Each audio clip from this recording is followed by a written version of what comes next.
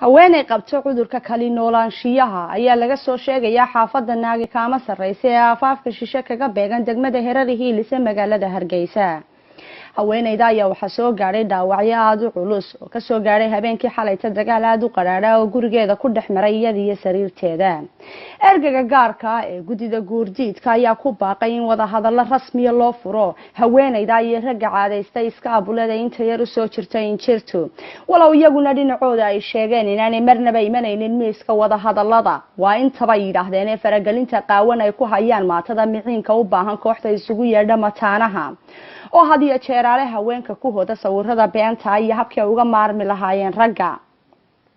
geestooda waxa iyaguna eedaasi iska fogeeyay mataanaha waatan England oo sheegtay inay iyagu dhowrayaan qulubta haweenka.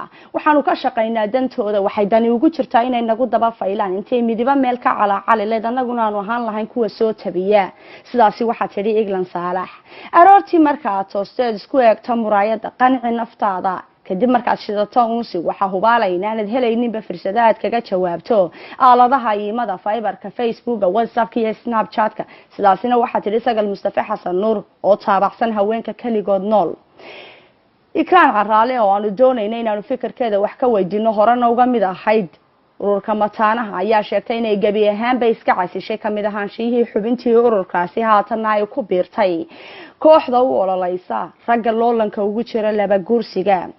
geesta kale waxaanu la xidhiidhnay oo khadka telefoonka kula xidhiidhnay kaba yare walow isfahan la'aanta luqadda xaajira xaadhacay xasla iska raba jawaabaheeda xaayowga iyo su'aalaha deedu ay ahaayeen luqad ahaan kuwa isdeel qaabsan.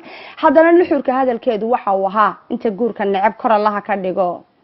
dhanka kale waxaa toddobaadka soo socda la filayaa mar labaad inay dhacdo maxkamadii lagu qaadayay nasteexe ee ka dhacaysay wadanka Norway. nasteexa ayaa toddobaadkii hore waxay tagtay maxkamadda ugu sareysa ee naafada caashiq ee wadanka Norway taasoo lagu soo eedeeyay nasteexa inay hadiya jeeraale dumar badan barakiciso marka loo eego barteeda Snapchatka, Facebooka iyo safarada tirada badan ee ay gasho.